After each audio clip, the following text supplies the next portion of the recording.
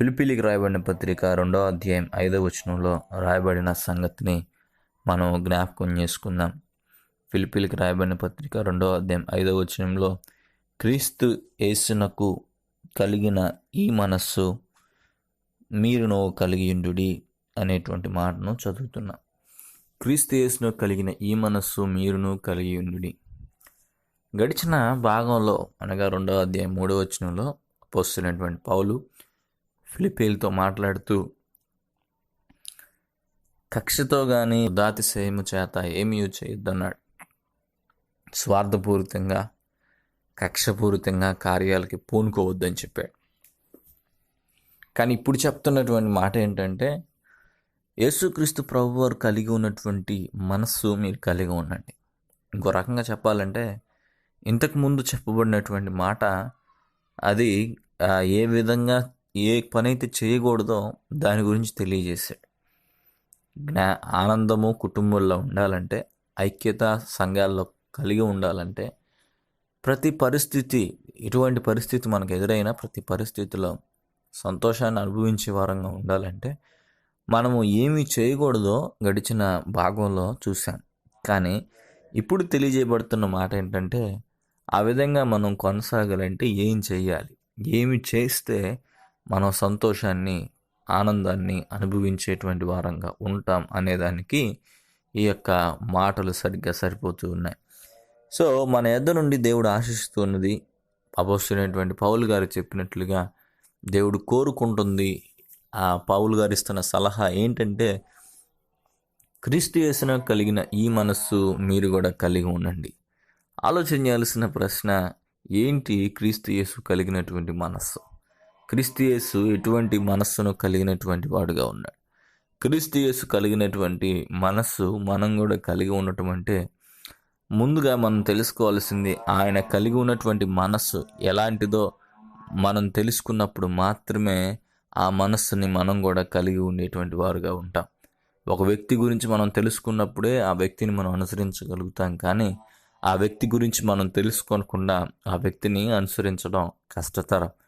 కాబట్టి యేసుక్రీస్తు కలిగి ఉన్నటువంటి మనస్సు ఎలాంటిది అంటే మొదటిగా అది స్వార్థపూరితమైనటువంటి మనస్సు కాదు. నాకు ఎలాంటి లాభం కలుగుతుంది అని ఆలోచించేటువంటి మనస్సు కాదు. ఈ యొక్క కార్యం చేయడం ద్వారా నా ఇష్టం ఎంతవరకు నెరవేర్చబడుతుంది అనేటువంటి మనస్సు కాదు. ఆయన యొక్క మనస్సు నిస్వార్థపరమైనటువంటి మనస్సు.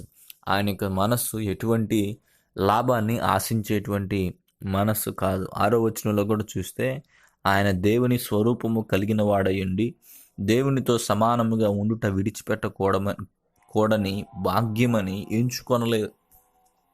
దేవునితో సమానంగా ఉండి అనుభవించవలసినటువంటి వాటన్నిటినీ అనుభవిస్తూ మహిమను ప్రభావమును అనుభవిస్తూ పరలోకంలోనే ఉండటం విడిచిపెట్టకూడని భాగ్యము అని ఆయన ఎంచుకోనలేదు. కానీ భూలోకానికి ఏ రీతిగా ఆయన వచ్చాడో మనుషుల పోలికగా పుట్టాడు, దాసుని స్వరూపాన్ని ధరించుకున్నాడు అనేటువంటి మాటలు రాయబడ్డాయి. కాబట్టి సమస్యలకు పరిష్కారంగా ఆయన ఈ లోకానికి వచ్చాడు. అయితే ఈ క్రమంలో మనం ఆలోచన చేయాల్సింది ఆయన రావాల్సినటువంటి అవసరత ఏంటి? ఎందుకొరకు ఆయన వచ్చాడంటే కేవలము తన యొక్క ప్రేమను మన మీద చూపిస్తూ ఆయన ఈ లోకానికి వచ్చాడు. ఈ లోకానికి రావడం ద్వారా, ఈ లోకంలో శ్రమలు అనుభవించడం ద్వారా ఆయన పొందేటువంటి ప్రతిఫలం ఏంటి? ప్రతిసారి ఒక పని చేయడానికి ముందుగా ఇదే ఆలోచన చేస్తాం. నాకు కలిగే లాభం ఏంటి? ఈ పనిలో పాల్గొన్నప్పుడు నేను ఎటువంటి లాభాన్ని పొందుతాను అనేటువంటి ఆలోచనలు ఉంటూ ఉంటాయి. లేదా కొన్నిసార్లు ఎలా ఉంటుందంటే మనకి లాభం ఆ యొక్క పనుల ద్వారా సిద్ధిస్తుంది అనుకున్నప్పుడు అడుగులు ముందుకేస్తాం. పక్కవారికి నష్టం కలిగినప్పటికీ కూడా పెద్దగా పట్టించుకున్నటువంటి వారంగా ఉంటాం. వారికి నష్టం కలిగితే మనకేమైంది, నేను లాభం పొందాను కదా అన్న దృష్టిలో మనం కొనసాగుతాం. అవును, స్వార్థపరుడుకు ఉండేటువంటి ఉద్దేశం అదే. బైబిల్లో ఒక ఉదాహరణ మనం గమనించినప్పుడు అబ్రహాము, లోతు అనేటువంటి వారిద్దరికి సమస్యలు ఏర్పడ్డాయి. వారిద్దరూ కలిసి నివసించడం సాధ్యం కానటువంటి పరిస్థితి. అలాంటి పరిస్థితిలో అబ్రహాం చెప్పిన మాట ఏంటంటే మన ఇద్దరం బంధువులం కాబట్టి ఈ విధంగా గొడవ పడుతూ జీవితాన్ని కొనసాగించడం మంచిది కాదు. నువ్వు ఎటువైపు వెళ్ళాలనుకుంటున్నావో నువ్వు వెళ్ళాల్సిన మార్గాన్ని ఎంచుకో, నువ్వు ఎంచుకున్న తర్వాత నేను ఇంకో మార్గాన్ని ఎంచుకుంటానని అబ్రహాము లోతుకి సలహా ఇవ్వడం జరిగింది. వాస్తవానికి అబ్రహాము స్వార్థపరుడైతే తనకు కావాల్సినటువంటి మంచి భూమిని, మంచి ప్రాంతాన్ని ఎంచుకున్న తర్వాత, ఇదిగో నేను ఈ ప్రాంతాన్ని ఎంచుకున్నాను, నీకు మిగిలిన ఈ ప్రాంతం ఉన్నది, దీన్ని తీసుకోమని చెప్పేసి ఆ ప్రాంతాన్ని అప్పగిచ్చి పంపించేసేవాడు. పైగా అబ్రహాం పెద్దవాడిగా ఉన్నాడు కాబట్టి ఆ విధంగా చేసినప్పుడు లోతు కూడా అంగీకరించేటువంటి వాడు. కానీ పెద్దవాడు అయినప్పటికీ తాను మొదటి అడుగు వేయకుండా మొదటి అడుగు వేసే అవకాశం లోతుకి ఇచ్చినటువంటి వాడుగా ఉన్నాడు. లోతు తనకు కావలసిన ప్రాంతాన్ని తాను ఎంచుకున్న తర్వాత అబ్రాము ఏ ప్రాంతానికి వెళ్ళాలో దేవుని యొక్క నడిపింపుని బట్టి ఆ ప్రాంతానికి వెళ్ళాడు. ఆలోచన చేయాల్సిన విషయం ఏంటంటే, అబ్రాము తన గురించి కన్నా కూడా లోతు గురించి ఎక్కువగా ఆలోచన చేశాడు. తన గురించి పట్టించుకోవడం కన్నా తనకు ఎటువంటి లాభం కలిగిద్దో, తనకి లోతు తీసుకోవాల్సిందంతా తీసుకున్న తర్వాత మంచిది ఏదైనా మిగిలిద్దో లేదో, ఇలాంటి భావనలు అబ్రాం దృష్టిలో లేవు. కానీ లోతుకు అవకాశం ఇచ్చిన వాడుగా ఉన్నాడు. యేసుక్రీస్తు ప్రభువారు కూడా పరలోకంలో ఉన్నటువంటి తన హక్కులను, పరలోకంలో తను కలిగి ఉన్నటువంటి భాగ్యమంతటిని విడిచిపెట్టాలని ఆయన అనుకున్నాడు. విడిచిపెట్టాడు, మన కొరకు ఈ లోకానికి వచ్చాడు. ఒకవేళ ఆయన ఆ భాగ్యమును విడిచిపెట్టకూడదు అని అనుకున్నట్లయితే భూలోకానికి వచ్చేవాడే కాదు. సో దానికి మించి ఆయన మన పట్ల శ్రద్ధ వహించిన వాడుగా ఉన్నాడు. దానికి మించి మన పట్ల శ్రద్ధ వహించినటువంటి వాడుగా ఉన్నాడు. మన మేలు కొరకు తాను ఎన్నిటినో విడిచిపెట్టినటువంటి వాడుగా ఉన్నాడు. కాబట్టి మనం ఆలోచన చేయాలి, మన యొక్క జీవితంలో కూడా ఇతరుల మేలు కొరకు మనం ఎంతవరకు పాటుపడేటువంటి వారుగా ఉన్నాం. ఇతరుల మేలు కొరకు మనము ఏ విధమైన కార్యక్రమాలు చేయగలుగుతున్నాం? మన మేలునే చూసుకుంటూ ఉన్నామా? మన మేలు కొరకే ప్రయాసపడే వారంగా ఉన్నామా? లేదా ఇతరుల మేలు కొరకు ఆకాంక్షించేటువంటి వారుగా ఉన్నామా? స్వార్థపరులు వారి కార్యక్రమాలని, వారి యొక్క ఇష్టాలను ముందు పెడతారు. వారి హృదయాన్ని సంతోషపరచుకోవడానికి మొదటిగా ప్రయత్నిస్తారు. మిగిలింది ఏంటంటే పక్కన వాళ్ళకి అప్పగిస్తారు. కానీ నిస్వార్థమైన జీవితం ఎలా ఉంటుందంటే, మొదటిగా ఇతరులకు సహాయం చేయాలని, మొదటిగా ఇతరులకు మేలుకరమైన రీతిలో ఉండాలని ప్రయత్నించిన తర్వాత వారి జీవితంలో ఆఖరిగా తమ గురించి ఆలోచన చేసేటువంటి వారుగా ఉంటారు. ఒక విషయాన్ని బాగా వినండి, మనం ఇతరుల గురించి పట్టించుకున్నప్పుడు మన గురించి దేవుడు పట్టించుకుంటాడు. మనల్ని మనం మర్చిపోయి ఇతరులకు సేవ చేసేటువంటి స్థితిలో మనం ఉన్నప్పుడు దేవుడు మన యొక్క త్యాగాన్ని బట్టి తన కార్యాన్ని మన పట్ల జరిగించేటువంటి వాడుగా ఉన్నాడు. సో మన కొరకు మనం మాట్లాడుకునే వారంగా, మన కొరకు మనం అన్నీ సంపాదించుకునేటువంటి వారంగా, స్వార్థపూరితమైన రీతిలో మనం బ్రతికినంతకాలం దేవుని ఆశీర్వాదం మన యొద్దకు రాదనే చెప్పాలి. ఎప్పుడైతే మనము మన యొక్క జీవితంలో మనకంటే ముఖ్యంగా, మనకంటే గొప్పగా ఇతరులను మనం ఎంచుకొని మనం ఉన్నటువంటి స్థితి కంటే కూడా వారిని ఎక్కువగా ప్రేమించేటువంటి వారంగా, ప్రభు వారు ఇచ్చినటువంటి రెండవ ఆజ్ఞ, నిన్ను వలె నీ పొరుగు వారిని ప్రేమించమనేటువంటి ఆ ఆజ్ఞను నెరవేర్చే వారంగా ఉంటామో అప్పుడు దీవెన మనం పొందుకునేటువంటి వారుగా ఉంటాం, ఆశీర్వాదాన్ని అనుభవించేటువంటి వారుగా ఉంటాం. సో మన జీవితాల్లో ఆలోచన చేసుకోవాలి, గడిచినటువంటి దినాలన్నింటిలో ఏ విధంగా నీ జీవితం కొనసాగింది? యేసుక్రీస్తు కలిగి ఉన్నటువంటి నిస్వార్థము నువ్వు కలిగి ఉన్నావా?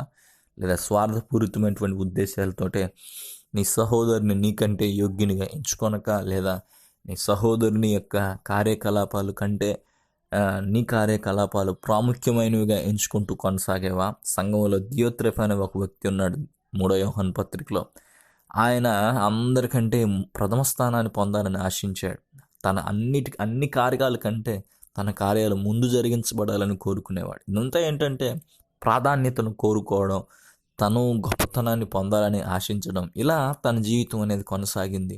కానీ మన జీవితంలో మనము ఆఖరి స్థానంలో ఉండాలి, దేవునికి ప్రథమ స్థానంలో ఉండాలి, మిగతా వారికి 2వ స్థానాన్ని ఇవ్వాలి, మనం ఆఖరి స్థానంలో ఉండాలి. అప్పుడే దేవుని యొక్క ఆనందము మన కుటుంబాల్లో, మన జీవితాల్లో, మన సంఘాల్లో నిండుతుంది.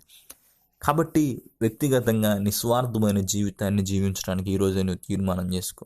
క్రీస్తు యేసు కలిగినటువంటి మనస్సు తన మీద దృష్టి కలిగినటువంటి మనస్సు కాదు, కానీ ఇతరుల యొక్క మేలును ఆకాంక్షించేటువంటి మనస్సు, ఎంతైనా త్యాగం చేసేటువంటి మనస్సు, ఇతరులు మేలు కొరకు ఏ విధంగా పాటుపడాలో ఆ విధంగా పాటుపడగలిగినటువంటి మనస్సు, నిస్వార్థమైనటువంటి మనస్సు. ఆ మనస్సు మనం కూడా కలిగి ఉండాలి. ఇప్పుడు వరకు ఆ మనస్సు నీలో దేవుని సన్నిధిలో, ప్రభువా ఇటువంటి మనస్సు నాకు దయచేయి, నిస్వార్థమైన మనస్సు నాకు దయచేయి, నీవు కలిగి ఉన్నటువంటి ఆ మనస్సును నేను కలిగి ఉండి నా హక్కులను, నాకు కలిగినటువంటి వాటిని సహితం ఇతరుల మేలు కొరకు త్యజించేటువంటి వ్యక్తినిగా ఉండడానికి సహాయం చేయమని దేవుని సన్నిధిలో మనం ప్రార్థించినట్లయితే, ఆ విధంగా జీవించుటకు పరిశుద్ధాత్మ దేవుని సహాయంతో మనం ప్రయత్నించినట్లయితే ఖచ్చితంగా ప్రభు మనకు సహాయం చేసేటువంటి వాడుగా ఉంటున్నాడు.